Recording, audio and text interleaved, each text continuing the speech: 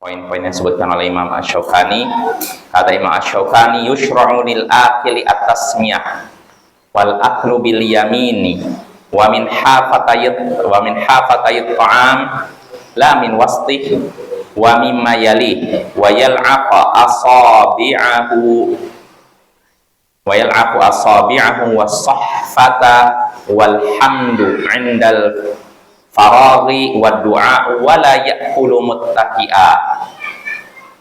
Disyariatkan bagi orang, disyariatkan bismillah, mengucapkan basmalah ketika hendak makan, dan makan dengan tangan kanan dari pinggir makanan, bukan dari tengah, dan dari yang terdekat dengan orang yang makan.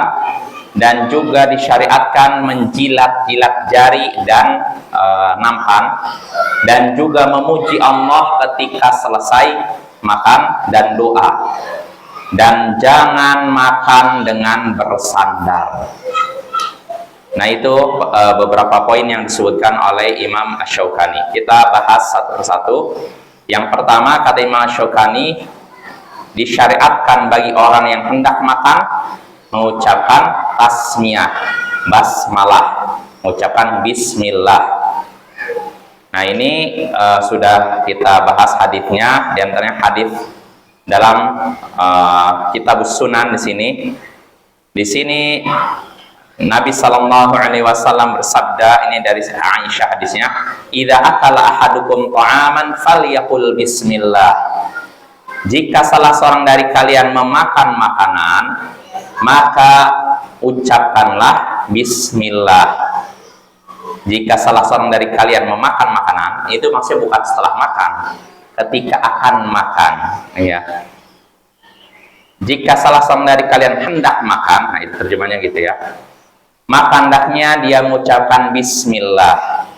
Fa nasiya fi awwalihi falyaqul bismillahi ala awwalihi wa akhirih. Kalau dia lupa untuk mengucapkan bismillah di awalnya, maka hendaknya dia mengucapkan bismillah di awal dan di akhir, dengan nama Allah di awal dan di akhir. Nah, di sini disyariatkan. Imam Asy-Syaukani menggunakan kata disyariatkan. Disyariatkan artinya kita diperbolehkan. Cuma jadi masalah apa hukumnya? Disyariatkan ini apakah sunnah atau wajib? Nah, Imam Asy-Syaukani tidak menyebutkan sunnah atau wajib. Jumhur ulama menyatakan sunnah, mengucapkan bismillah. Bahkan kalau menurut jumhur, semua hadis tentang adab-adab, adab makan, adab berpakaian, adab buang hajat, itu semua hukumnya sunnah, ya. Tapi ini jumhur, mayoritas ulama, dan bukan kesepakatan ulama. Bisa dibedakan ya, kesepakatan ulama dengan mayoritas ulama. Kalau misalkan itu kesepakatan ulama, kita tidak bisa nolak, tidak bisa menyalahinya, karena kesepakatan ulama adalah hujjah, artinya dalil yang harus diterima, diakui dalam syariat. Kalau misalkan para ulama sudah sepakat, nggak boleh kita cari yang lain, nggak boleh. Jelas ya. Tapi kalau mayoritas ulama, ini bukan hujjah. Artinya nggak mesti kalau ulama kebanyakan ulama berpendapat A, kita harus A. Kalau memang ada ulama lain yang berpendapat B. Terus yang jadi patokan apa? Kita mengambil A atau B, apa patokan? Dalilnya. Jadi kalau kita melihat mayoritas ulama, jumhur ulama, dalilnya kuat, maka kita ambil. Udah dalilnya kuat, yang megang banyak pula. Ini udah poin lebih. Tapi kalau misalkan pendapat jumhur ulama, mayoritas ulama, misalkan A, jumhur ulama berpendapat A dalam satu masalah, ulama lain, segelintir ulama menyatakan B. Kita berbandingkan dalilnya, lalu kita lihat ternyata dalil ulama yang mengambil pendapat B, yang mayoritas, yang minoritas, yang sedikit, ternyata lebih kuat daripada dalilnya jumhur. Maka yang kita ambil adalah yang dalilnya lebih kuat, bukan dilihat dari orangnya banyak atau tidak. Ya. Tapi kalau ternyata dalilnya lebih kuat dan yang megangnya, yang mengambil pendapat ini adalah mayoritas ulama, jumhur, ini udah jelas, sudah dalilnya kuat, yang ngambilnya banyak pula. Ini udah poin lebih ya. Tapi kalau misalkan ada perbedaan pendapat, nggak bisa jadi patokan jumhur berarti benar, belum tentu. Banyak dalam beberapa masalah Para ulama-ulama besar menyelisih jumhur ulama. Imam An-Nawawi menyelisih jumhur ulama. Lalu Syekhul Islam Ibnu Taimiyah, Imam Syafi'i. Jadi nggak jadi patokan. Mayoritas ulama tidak jadi patokan. Yang jadi patokan dalil, Bapak ya. Walaupun kita tidak bisa anggap remeh pendapat mayoritas ulama. Artinya ketika kebanyakan ulama ngambil pendapat ini juga berarti menunjukkan mereka apa dalilnya terlihat kuat walaupun tidak bisa dipastikan.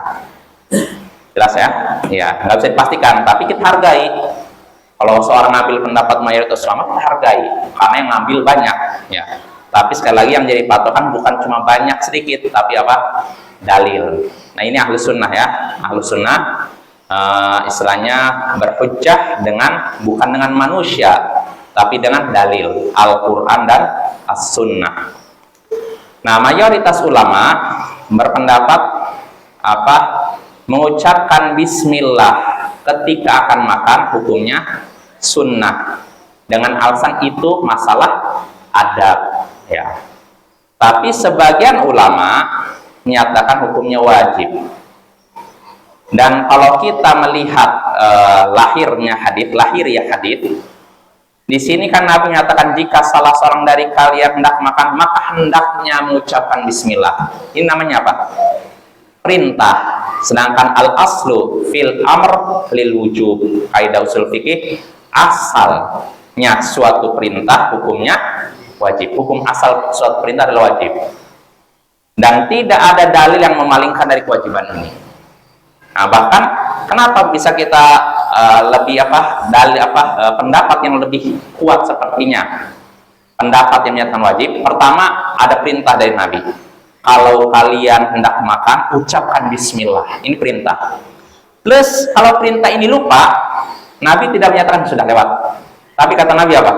Kalau lupa, di awalnya, ucapan bismillah, apa yang dilakukan? Ucapkan bismillah ketika ingat. Ya.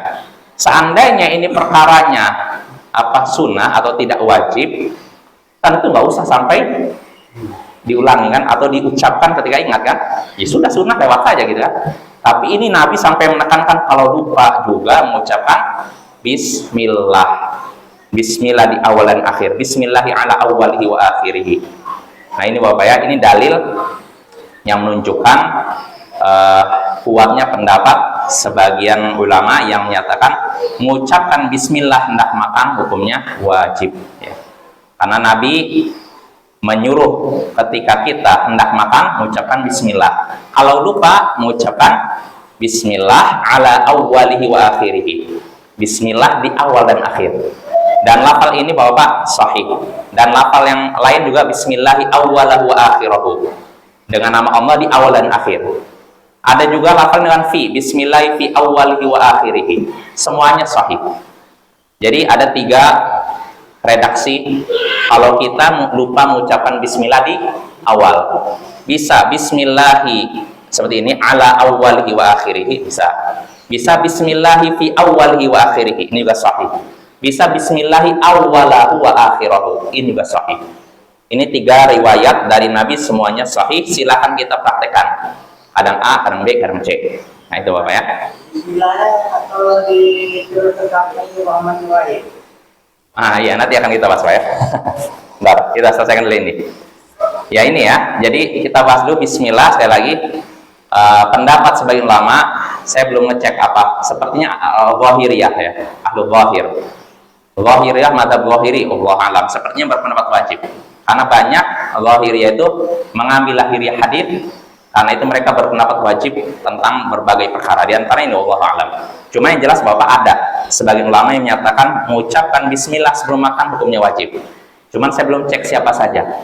Cuman saya punya dugaan kuat Zahiriyah ya. Ini dalil pertama yang menguatkan pendapat sebagian ulama yang menyatakan membaca bismillah hukumnya wajib. Dalil kedua yang disebutkan Imam Syaukani, hadis dari Jabir dalam Sahih Muslim. Nabi sallallahu alaihi wasallam bersabda, "Idza dakhala rajulu baitahu fadzakara Allah 'inda dukhulihi wa 'inda ta'amihi, qala syaitan la mabita lakum wa la 'asha." Jika seseorang memasuki rumahnya lalu berzikir kepada Allah, yaitu diantaranya bismillah ketika memasukinya dan ketika hendak makan, Jadi ketika seorang masuk ke rumahnya lalu mengucapkan berzikir, mengucapkan nama Allah, bismillah, ketika masuk ke rumahnya dan ketika hendak makan, maka setan pun akan berkata, tidak ada tempat untuk bermalam bagi kalian dan tidak ada juga makan malam. Jadi setan akan berkata kepada teman-temannya, kalau misalnya kita masuk ke dalam rumah lalu mengucapkan bismillah, lalu ketika kita ingin makan mengucapkan bismillah, maka setan berduka gitu. Setan akan berkata kepada teman-temannya, kalian nggak bisa dapat tempat bermalam di sini, nggak bisa masuk ke rumah ini, dan tidak juga kalian bisa makan bersama penghuni rumah ini. Kelaparan setan, ya duka, mereka bersedih ya. Ini kalau seorang mengucapkan bismillah ketika masuk rumah. Wa idza dakhala falam yadhkurillah 'inda dukhulihi qala syaitan adraktumul mabit.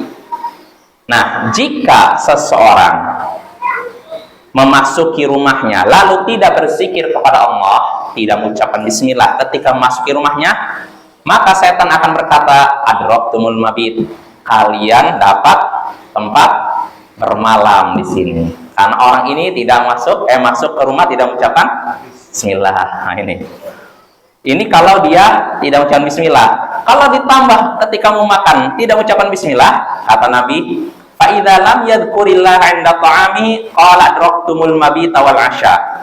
Kalau ia tidak berzikir kepada Allah, mengucapkan bismillah ketika hendak makan, maka setan pun berkata kepada sama mereka, kalian dapat tempat menginap, kalian juga dapat makan malam gratis, nggak perlu bayar.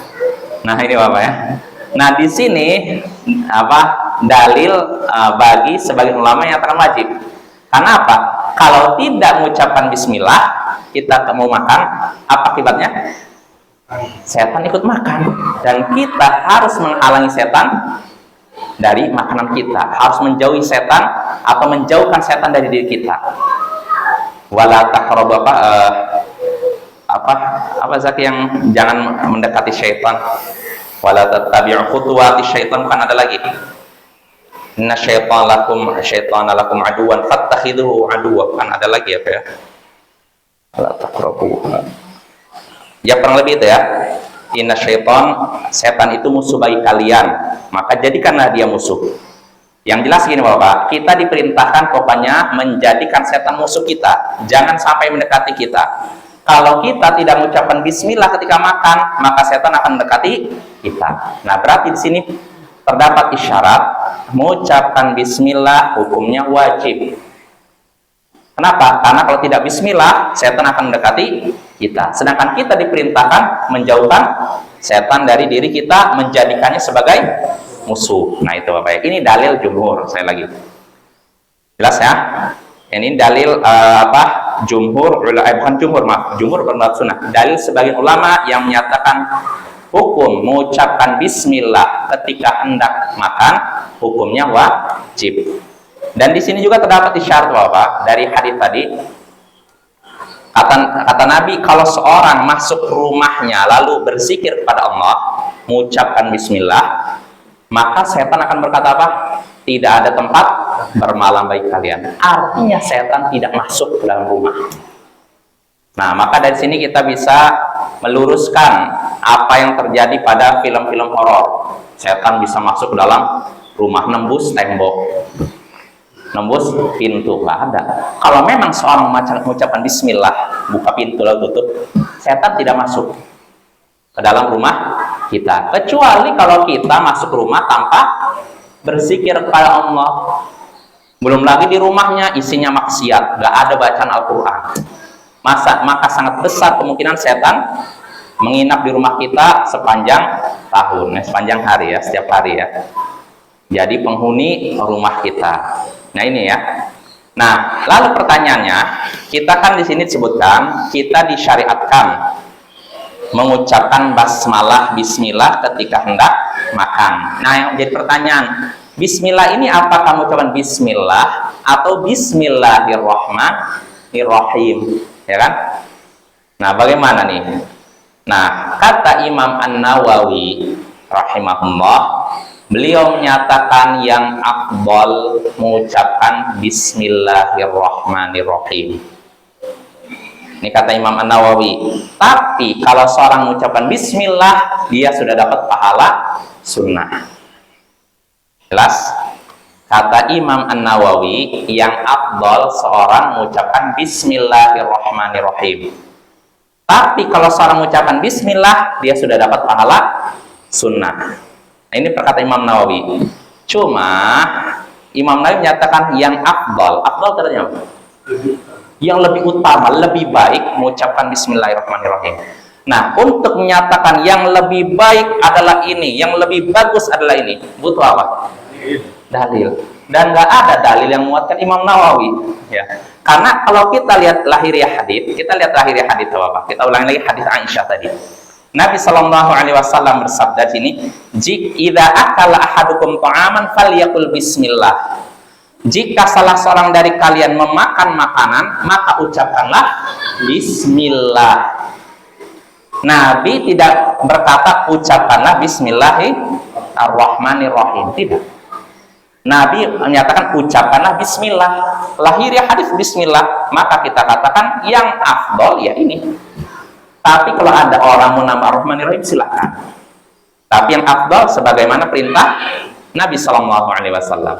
Maka kita kritis kepada ulama siapapun ketika Imam Nawawi menyatakan yang afdal adalah Bismillahirrahmanirrahim. Nah, ketika beliau menyatakan afdal yang paling baik, paling utama, ini butuh dalil, dan tidak ada dalil yang menguatkan perkataan Imam An-Nawawi. Kecuali kalau ada dalam satu hadis saja, misalkan Nabi misalnya dalam satu hadis menyatakan, wahai para sahabatku, kalau kalian mau makan, ucapkan Bismillahirrahmanirrahim. Kalau ada satu hadis yang menyebutkan demikian, maka kita katakan yang afdal Bismillahirrahmanirrahim. Tapi kenyataannya tidak ada satu hadis yang menyebutkan ketika ketika hendak makan mengucapkan Bismillahirrahmanirrahim. Yang ada cuma Bismillah. Maka yang afdal sebagaimana yang diperintahkan Nabi, yaitu Bismillah saja. Tapi kalau ada orang yang mengucapkan Bismillahirrahmanirrahim, kata Syekh Muhammad bin Shalih Al-Utsaimin, silahkan. Tapi yang afdal sebagaimana yang diperintahkan Nabi itu Bismillah. Jelas Bapak ya? Jadi itu jawaban mungkin yang selama ini berputar-putar di kepala kita. Yang afdal ini baca Bismillah atau Bismillahirrahmanirrahim ya? Ya, pendapat yang kuat yaitu Bismillah saja. Tapi kalau mau lanjutkan Bismillahirrahmanirrahim silahkan. Jelas Bapak ya? Yaitu yang disunahkan Bismillah. Nah, itu cukup. Itu bukan cuma dalam salah makan, tapi juga ketika misalkan mau wudhu, cukup Bismillah, tidak perlu Bismillahirrahmanirrahim. Lain halnya kalau mau apa? Baca Al-Fatihah. Nah, itu jelas Bismillahirrahmanirrahim karena ada haditsnya. Nabi sendiri sebutkan dalam riwayat Bismillahirrahmanirrahim. Bahkan kalau kita lihat dalam mushaf Al-Quran, Bismillahirrahmanirrahim termasuk bagian dari Al-Fatihah kan? Ya tidak, walaupun ini terjadi perbedaan pendapat di antara ulama. Sebagian ulama menyatakan enggak, Bismillahirrahmanirrahim bukan bagian dari Al-Fatihah. Tapi ulama lain menyatakan termasuk Al-Fatihah. Ya, ada perbedaan pendapat Bapak ya. Cuma semuanya bisa dibilang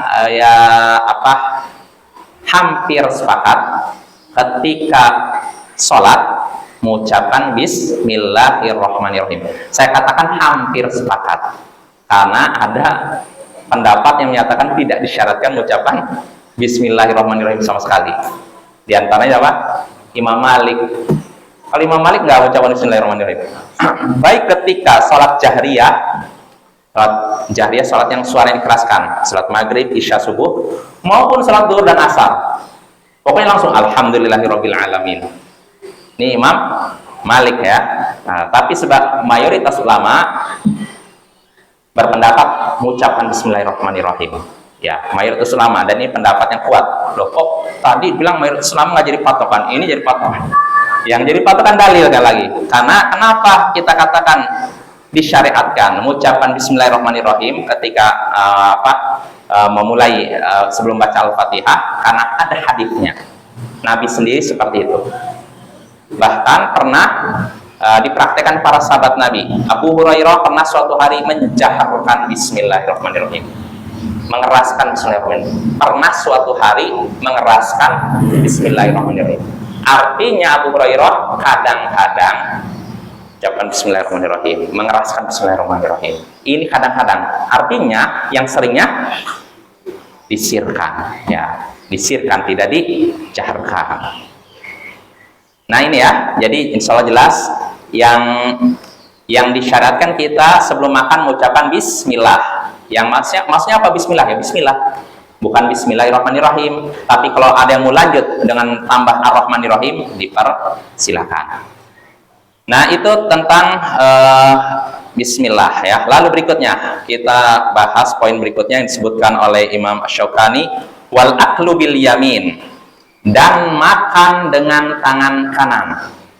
Artinya disyariatkan makan dengan tangan kanan.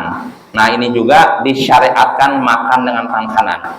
Ini disyariatkan nih, maknanya bisa wajib, bisa sunnah. Jelas apa ya? Ya terus bagaimana? Kita baca saja hadisnya. Kata Imam Asy-Syaukani, wa amma masyru'iyatul akli bil yamini fa li hadits Ibnu Umar 'inda Muslim rahimahullah wa ghairihi anna an-nabiy sallallahu alaihi wasallam qala la ya'kul ahadukum bishimali wa la yashrab bishimali fa inna syaitana ya'kulu bishimalihi wa yashrabu bishimali.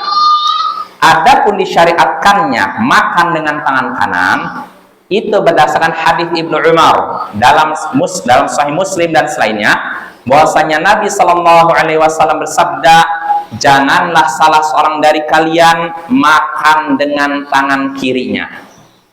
Janganlah salah seorang dari kalian makan dengan tangan kirinya, dan jangan pula minum dengan tangan kirinya. Jangan, ya. Kenapa? Nabi melarang. Nabi menyebutkan alasannya karena setan makan dengan tangan kirinya dan minum dengan tangan kirinya. Nah ini di sini menunjukkan larangan makan dan minum dengan tangan kiri. Nah, lantas apa hukumnya sunnah? Apa itu cuma sunnah? Apa larangan di sini haram atau makruh? Kalau kita lihat lahiriah hadis, pertama Nabi melarang, jangan kalian makan dengan tangan kiri. Jangan kalian makan dengan minum dengan tangan kiri. Hukum asal larangan Nabi, makruh apa haram? Haram. Itu pertama. Terus kedua, kita bisa katakan haram dikuatkan dengan alasan Nabi. Karena setan makan dan minum, sedangkan kita dilarang mengikuti dan meniru setan kan, wala tattabi'u khutuwati syaitan, jangan kalian mengikuti langkah-langkah setan. Maka jangan kita meniru setan makan dengan tangan kiri, oh udah nggak bawa tangan kiri. Nah ini namanya kita menjadikan setan sebagai panutan kita. Harusnya kita menjadikan setan sebagai musuh kita. Nah di ini juga hadis ini menunjukkan hukum makan dengan tangan kiri haram. Bukan cuma makruh karena itu perbuatan setan, apa ya? Nah, yang seperti ini Bapak-bapak, sekilas mungkin biasa, tapi ada sebagian saudara kita yang belum tahu hadis seperti ini. Ada, nah, makanya kita perlu kita sebarkan. Jadi ilmu itu harus disebarkan. Kalau ilmu tidak tersebar, yang ada apa? Kebodohan merajalela. Jadi hadis-hadis seperti ini mungkin sekilas, masa hadis kayak gini orang nggak tahu? Bisa aja. Ada orang yang pernah nih makan dengan tangan kiri. Saya tegur. Itu Nabi udah melarang. Dia bilang, oh iya. Kata dia, saya baru seumur hidup baru dengar nih. Selama ini nggak ada orang yang negur saya katanya. Makan dengan tangan kiri. Bukan makan, ketika dia minum. Dia minum dengan tangan kiri lalu saya tegur. Itu Pak, itu ada larangan dari Nabi minum dengan tangan kiri karena itu adalah cara minumnya setan. Nah dia baru sadar, dia lalu berkata seumur hidup baru sekali ini saya tahu bahwasanya minum dengan tangan kiri itu terlarang. Nah lihat tuh, artinya ilmu itu seringnya tidak tersebar di tengah kaum muslimin. Ilmu yang kayak gini menurut kita, kalau kita udah mungkin dari kecil udah paham hadis-hadis seperti ini, tapi ada sebagian saudara kita yang nggak tahu hadis seperti ini. Sehingga akhirnya makan tangan kiri biasa, minum tangan kiri biasa. Dan saya husnudon, kebanyakan saudara-saudara kita muslim yang kadang minum dengan tangan kiri karena nggak tahu itu dilarang, bukan karena sengaja. Biasanya ini prasangka baik saya, kita kan harus mengedepankan apa? Prasangka baik, bukan prasangka buruk ya. Jadi ketika nyaksikan, kok ini orang minum dengan tangan kiri, kadang makan tangan kiri, atau tangannya dua kadang.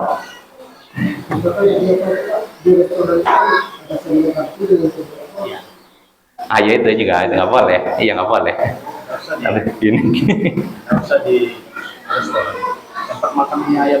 Ah ya itulah itu menunjukkan ilmu nggak tersebar di tengah-tengah kita, bapak ya. Jadi yang kayak gini sekilas remeh tapi perlu disebarkan. Intinya kita menyebarkan ilmu semampu kita. Dan memang dakwah itu butuh perjuangan, ya. Menyebarkan ilmu itu butuh perjuangan. Ya, jadi di antara cara supaya dakwah tersebar, ya diantaranya kita harus menyebarkan ilmu kepada orang yang kita temui. Jadi ada, mungkin saya pernah cerita juga, ada seorang ustadz cerita, apa resep dakwah Ahlus Sunnah tersebar di Yaman. Nah itu diantaranya lewat murid-murid Syekh Muqbil. Syekh Muqbil bin Hadi Al-Wadi'i, ketika beliau datang ke Yaman dari Saudi, dideportasi gara-gara ada masalah itu. Ketika itu Yaman, ya identiknya kalau bukan Sufi, Syiah, Sufi Syiah. Dakwah Al-Sunnah bisa kecil sekali. Nah, tapi siapa sangka dalam hitungan 10 tahun keadaan berubah. 1/3 penduduk Yaman mengenal dakwah sunnah lewat beliau. Inilah karunia yang Allah berikan pada Syekh Muqbil ya. Tinggal di tengah mayoritas Syiah, Sufi, tapi beliau bisa menyebarkan dakwah. Nah, apa sebabnya dakwah Al-Sunnah bisa tersebar gitu? Ustadz ini cerita, karena murid-muridnya Syekh Muqbil itu semangat dalam menyebarkan dakwah. Maksudnya apa? Beliau menyebutkan contohnya, kalau misalkan ada murid ini yang udah belajar ke Syekh Muqbil, lalu pulang kampung atau kemanapun, ketemu orang awam, mereka punya prinsip, orang awam ini jangan sampai pergi dari kita kecuali sudah dapat minimal 1 faedah. Jadi kalau ketemu dengan orang awam, entah di jalan, di rumah, atau dimanapun, pokoknya punya prinsip jangan sampai meninggalkan kita kecuali dia dapat faedah, walaupun cuma 1. Jangan gini, kamu tahu nggak ini hukum ini? Oh nggak tahu, sebutkan. 1 faedah dia pulang, kalau dia praktekkan kepalanya lewat gitu. Nah ini karena lewat jerih payah murid-muridnya Syekh Muqbil itu tersebar dakwah di Yaman, utara selatan, apa ya? Kalau selatan ini mayoritas Sufi, kalau Yaman utara Syiah. Nah, tapi siapa sangka dapat tersebar. Nah, ini Bapak ya, jadi kita butuh kayak gitu, sebarkan ilmu yang kita ketahui, ilmu yang kita ketahui, sekali lagi, bukan ilmu yang tidak kita ketahui. Artinya yang tidak kita ketahui jangan disampaikan. Karena kalau kita nyampaikan hadis yang tidak kita ketahui, ada hadisnya begini. Maksud hadis ini apa? Waduh, saya nggak tahu. Wah, ini kacau seperti ini. Jadi kita nyampaikan apa yang kita ketahui. Saya udah tahu nih, ayat ini maknanya apa, maksudnya apa, tafsirnya apa, sampaikan. Saya tahu hadis ini maknanya apa, tafsirnya apa, sampaikan. Nggak usah banyak-banyak. Ketemu orang kerabat kita yang masih awam, sampaikan 1 faedah aja, ayat kah, hadis kah. 1 faedah dia pulang dapat 1 faedah di kepalanya, itu udah luar biasa, lebih berharga daripada dunia dan sisinya. Nah, maka itu prinsip kita ya, sebarkan dakwah semampu kita. Dan kalaupun orang yang kita sampaikan ilmu tidak dapat hidayah, kita sudah dapat pahala. Apalagi kalau dia dapat hidayah, pahalanya mengalir pada kita ya. Sebarkan ilmu yang kita miliki semampu kita, baik dengan offline maupun online. Sekarang sarana untuk menyebarkan ilmu tidak seperti zaman dulu. Kalau zaman dulu harus offline, ketemu di warung, ketemu di pasar, ketemu di masjid, ketemu di rumah. Kalau sekarang cukup di rumah, pencet, tersebar. 1 kampung bisa 1 negara, 1 dunia. Ya, maka semangat Bapak ya dalam menyebarkan ilmu ya. Nah, itu kita kembali lagi. Jadi hadis-hadis seperti tadi, makan dengan tangan kanan, ini masih banyak di antara saudara kita yang belum mengetahuinya. Masih di antara mereka makan dengan tangan kiri. Maka tugas kita lah memberitahu mereka ya. Ya, ini pertama. Ini yang kedua ya, makan dengan tangan kanan. Lalu berikutnya, pembahasan berikutnya yang disebutkan oleh Imam Syaukani, wa min hafatayit ta'am la min wastih. Nah, disyariatkan makan dari pinggir tempat makan, bukan dari tengahnya. Ini maksudnya kalau kita makan nampan atau makan dari piring tapi berdua atau bertiga gitu. Makan berjamaah ya, makan bersama. Maka disyariatkan makan dari pinggir, jangan di tengah. Kalau di tengahnya ada rendang, ada ayam, kita tengah dulu, baru ke pinggir. Nah, jadi jangan gitu ya, dari pinggir baru ke tengah. Jadi jangan terlalu nafsu ke tengah lalu baru pinggir. Nah, itu bukan adabnya. Ya. Lagi deh. Ya, apa dalilnya? Dari sini kita baca kata Imam Syaukani, wa amma masyru'iyatul akli min hafatayit ta'am fali hadits Ibnu Abbas 'inda Ahmad wa Ibnu Majah wa Tirmidzi wa sahahahu anna an-nabiy sallallahu alaihi wasallam qala al barakatu tanzilu fi wasit ta'am fakulu min hafatayhi wa la ta'kulu min wastih. Nah, ini. Adapun disyariatkannya makan dari pinggir makanan, bukan dari tengah, itu berdasarkan hadits Ibnu Abbas dalam Musnad Ahmad, Ibnu Majah, Tirmidzi, bahwasanya Nabi Shallallahu Alaihi Wasallam bersabda, berkah itu turun di tengah makanan. Kita makan bersama, berkah itu turun di tengah makanan. Maka makanlah dari pinggirnya dan jangan makan dari tengahnya. Walaupun di tengahnya ada makanan yang menggiurkan situ, ada rendang, ada mungkin lobster, waduh. Tapi sabar, tengah dulu baru gitu, ya. Jadi jangan tengah lalu pinggir, ya. Karena apa? Berkah itu turun di tengah. Ya, maka makanlah dari pinggir dan jangan dari tengah.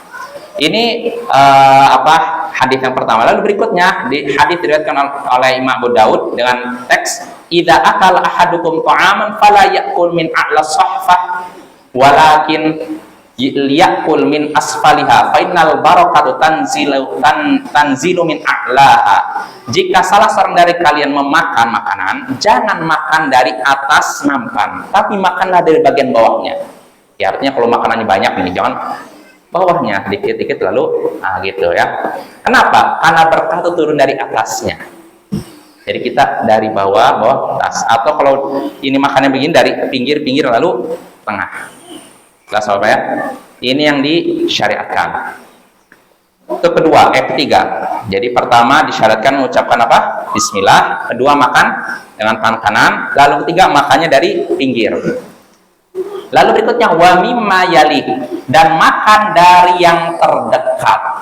Nah, ini kalau kita makan bersama, ya. Tentu saja makan bersama. Kalau bukan makan sendiri ya bebas. Ya, pakai nampan, makan bersama. Makannya dari yang terdekat, bukan yang terjauh. Ya, apa dalilnya?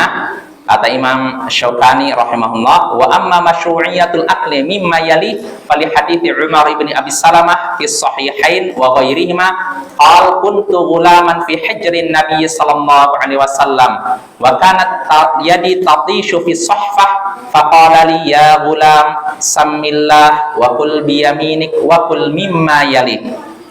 Adapun disyariatkan makan dari yang terdekat dengan kita, itu berdasarkan hadis Umar bin Abi Salamah dalam Sahih Bukhari, Muslim dan selainnya.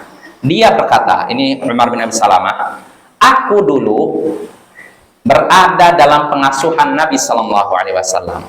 Jadi dulu aku masih kecil, diasuh oleh Nabi Sallallahu Alaihi Wasallam. Dan ketika makan, tanganku bergerilya di atas nampan. Jadi kan makan bersama Nabi. Nah, ini juga tawaduknya Nabi, bahwa kayak makan bersama anak. Jadi enggak, saya ini pemimpin umat masa makan sama anak-anak yang sidok. Nabi makan sama anak kecil, satu nampan, bayangkan. Nah, jadi ketika itu Umar bin Abi Salamah makan, tangannya bergerilya kemana-mana. Jadi ini makan, dia ngambil sini, kadang sini, kadang sini. Kan gak enak juga kita lagi makan, tangan dia ngejangkau depan kita, artinya sebelah situ kan. Nah, tangannya bergerilya, mutar-mutar di nampan. Maka Nabi pun menegur. Kata Nabi, ya gulam, haina, samillah, ucapkanlah bismillah, wakul biyaminik, makanlah dengan tangan kananmu, wakul mimma yalik, dan makanlah dari yang terdekat denganmu. Jadi makan terdekat baru jauh, jangan yang jauh baru terdekat, supaya apa, bagiannya lebih banyak gitu. Nah, tapi kata para ulama, Bapak, Ini perlu dirinci juga, kata Syekh Muhammad bin Shalih Al-Utsaimin, ini berlaku kalau lauknya sama. Di depan kita ayam sama ayam, ya.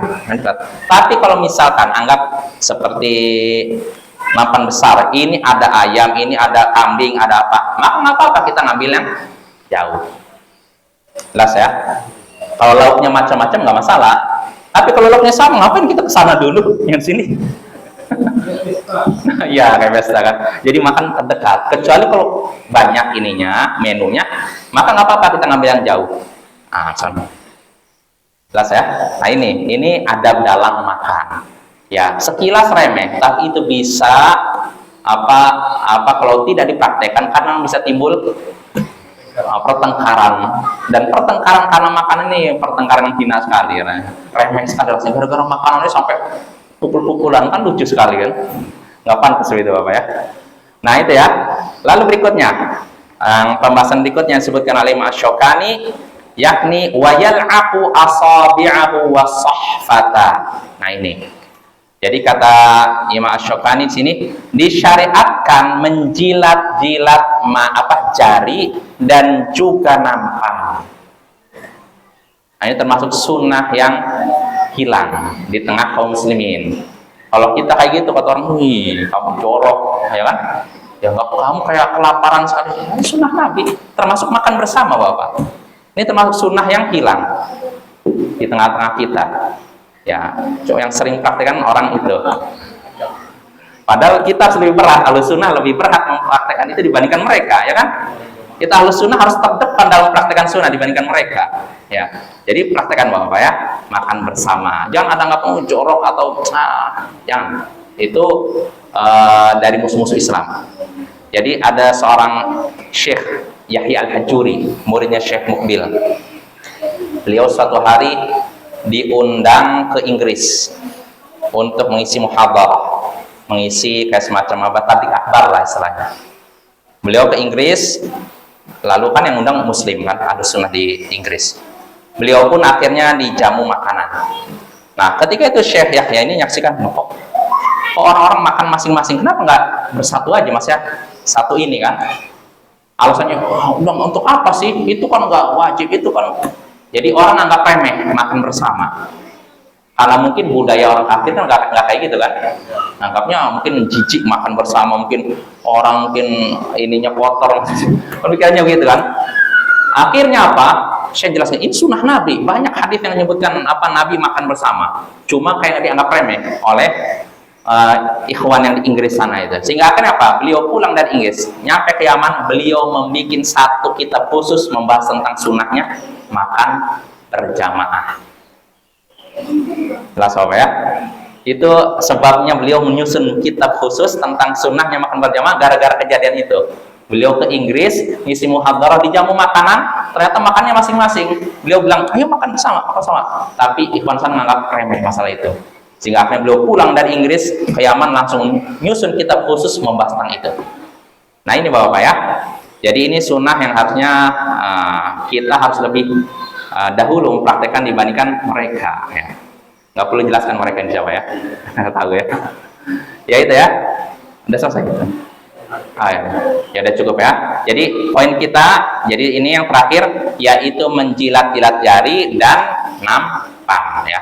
Ini insya Allah kita lanjutkan pada pertemuan berikutnya. Gimana kalau